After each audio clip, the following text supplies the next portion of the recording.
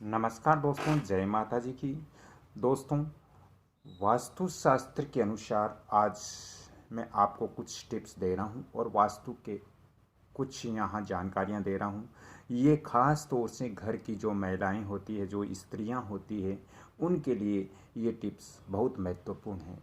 क्योंकि दोस्तों, वास्तुशास्त्र जो होता है वो एक महत्वपूर्ण टॉपिक से है और वास्तुशास्त्र हमारे जीवन के ऊपर अच्छे और बुरे प्रभाव दोनों ही डालता है। यदि हमारे घर का वास्तु अच्छा है तो हमारे ऊपर अच्छे प्रभाव डालता है, और यदि हमारे घर का वास्तु खराब है, अच्छी स्थिति में नहीं है, तो हमारे घर के ऊपर बुरा प्रभाव डालता है।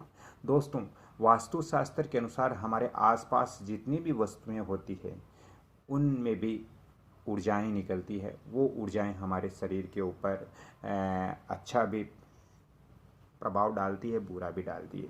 यदि वास्तुशास्त्र के अनुसार वो वस्तुएं यथा स्थान यानी जिस जगह जिस स्थान पर रखना होता है उस स्थान पर होती है तो वो सकारात्मक एनर्जियां छोड़ती हैं, और यदि वास्तु अनुसार इसके विपरीत दिशा में हमने अपने घर के अंदर यदि वस्तुएं रखी है तो वो नकारात्मक एनर्जियां छोड़ती है, जो हमारे शरीर पर इसका कुप्रभाव पड़ता है।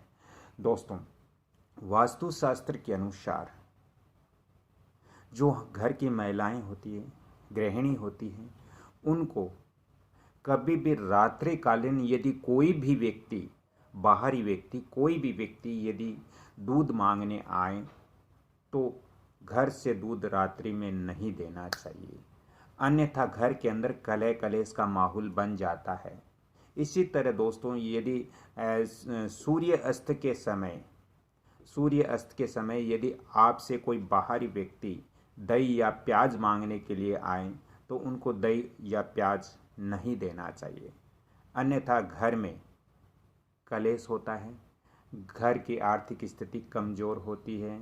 साथ ही दोस्तों, हमारा कोई भी कार्य है उसके अंदर अड़चन उत्पन्न हो जाती है। तो रात्रिकालीन या सूर्य अस्त के समय न तो हमें किसी बाहरी व्यक्ति को दूध देना चाहिए और न ही दही और प्याज देना चाहिए। अब बात करते हैं दोस्तों कि बहुत सारी माताएं बहनें हैं, वो अपने घर का जो अनाज होता है या बिस्तर होते हैं वो बिल्कुल छत के ऊपर वहाँ उनकी जैसे धुलाई करती हैं। तो दोस्तों, छत के ऊपर कभी भी अनाज या वस्त्र धुलाई नहीं करना चाहिए। वास्तुशास्त्र के अनुसार ऐसा करने से उस गृहिणी का जो ससुराल पक्ष है उनसे कहीं न कहीं मनमुटाव होता है, ससुराल पक्ष से रिश्ते खराब हो जाते हैं। यदि महिलाएं घर के छत पर बिस्तर या अनाज धुलाई करती हैं, हाँ, यदि आप बिस्तर सुखाना चाहें तो धूप के अंदर सुखा सकते हो छत पे, लेकिन छत पे धुलाई नहीं करना चाहिए। दोस्तों, वास्तुशास्त्र के अनुसार गर्भवती जो महिलाएं होती हैं उनको भी विशेष तौर से कुछ चीज़ों का ध्यान रखना चाहिए। गर्भवती महिलाएं जो होती हैं उनके रूम जो कमरा होता है उसका रंग बिल्कुल सफ़ेद या बिल्कुल हल्का कलर होना चाहिए। कभी भी वहाँ गहरे या मेहरून या गहरा कलर नहीं होना चाहिए, ब्लैक कलर बिल्कुल नहीं होना चाहिए। दोस्तों, गर्भवती महिला के कमरे के अंदर किसी भी पितृदेव आदि की फोटो या तस्वीर नहीं होनी चाहिए। वहाँ पर आप केवल लड्डू गोपाल या कृष्ण जी की तस्वीर रख सकते हो, जिससे होने वाले बच्चे का स्वास्थ्य अच्छा हो। इसके अलावा जो गर्भवती महिलाएं होती है उनको रात्रिकालीन या किसी भी समय बाल या जो केस होते हैं उनको खोल कर नहीं सोना चाहिए, इससे नकारात्मक एनर्जियां आती हैं। दोस्तों, गर्भवती महिला और उनके बच्चे की ओर नकारात्मक एनर्जियां ज़्यादा आकर्षित तो होती हैं, ज़्यादा उनके पास आने की कोशिश करती हैं।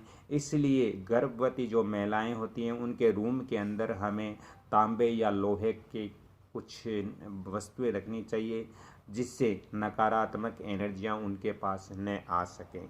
दोस्तों, इसके अलावा गर्भवती महिला का जो बेड है उसके नीचे टूटे फूटे बर्तन या टूटी फूटी सामग्री या सामान वहाँ नहीं रखना चाहिए, क्योंकि इससे उनका मन विचलित तो होता है, इससे उनका मन है जो आत्मबल है वो गिरता है। दोस्तों, वास्तुशास्त्र के अनुसार जो लड़का लड़की जो लड़का लड़की शादी के इच्छुक है और उनकी शादियां नहीं हो रही है, तो उनको कभी भी ब्लैक यानी काले वस्त्र धारण नहीं करना चाहिए। काले वस्त्र धारण करने से उनके शादी विवाह में रुकावट उत्पन्न होती है। उनको दोस्तों नारंगी या मेहरून या लाल कलर जो होता है उन वस्त्रों को ही धारण करना चाहिए। और इसके साथ ही दोस्तों, वास्तुशास्त्र के अनुसार यहाँ कुछ टॉपिक्स में और आपको मैं बताने वाला था, लेकिन ये मेरा वीडियो लंबा हो जाएगा। मैं अगले वीडियो में आपको और ऐसी महत्वपूर्ण इसके आगे का जो टॉपिक्स है उसके बारे में बताऊंगा। यदि आपको ये जानकारी आज की अच्छी लग रही है तो कृपया आप इस वीडियो को लाइक शेयर सब्सक्राइब जरूर कीजिए। बेल आइकॉन जो एक घंटी का निशान आता है दोस्तों, उस पर भी क्लिक कीजिए ताकि मेरे जो भी वीडियो है उसकी जानकारी आपको तुरंत मिले। मैंने आज तक इस चैनल पर बहुत सारे वीडियो दिए हैं, आगे भी देता रहूँगा, और ये आपके जीवन के लिए बहुत महत्वपूर्ण वास्तु टिप्स मैं दे रहा हूँ जो आपकी जानकारी में हो, तो ये आपका जीवन अच्छा निकलेगा। तो राधे राधे।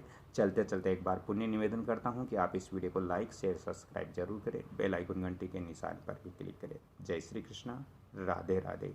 हाँ, आपको जो माताएं जो बहनें हैं उनको कभी भी अपने घर के अंदर यदि बीम है तो उसके नीचे उनको नहीं सोना चाहिए, क्योंकि उसके नीचे सोने से उनका स्वास्थ्य खराब रहेगा, साथ में ही उनके ऊपर कर्ज इत्यादि भी बने रहेंगे।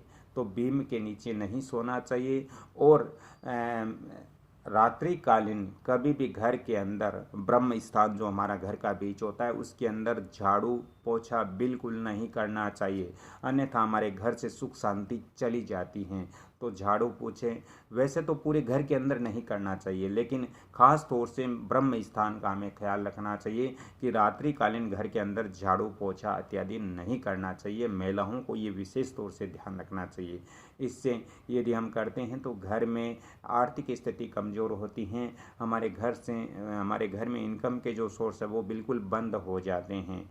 दोस्तों, इसके अलावा हमारे जो गर्भवती महिलाएं हैं उनको हमेशा ही सिर उत्तर दिशा में करके नहीं सोना चाहिए, क्योंकि सिर उत्तर दिशा में करके सोने से बच्चा और माता दोनों का स्वास्थ्य खराब होता है। इसलिए वास्तुशास्त्र के अनुसार जो गर्भवती महिलाएं हैं उनको उत्तर जो नॉर्थ डायरेक्शन होता है उसके अंदर सिर रख कर बिल्कुल नहीं सोना चाहिए। तो आज की मेरी ये जानकारी अच्छी लग रही है तो एक बार पुण्य आपसे निवेदन करता हूँ कि इस वीडियो को आप लाइक शेयर सब्सक्राइब जरूर करें, बेल आइकन घंटी के निशान पर भी क्लिक करें। अगली कड़ी में फिर मैं आपसे मिलता हूँ, तब तक के लिए आपसे क्षमा चाहता हूँ। राधे राधे, जय श्री कृष्णा, धन्यवाद।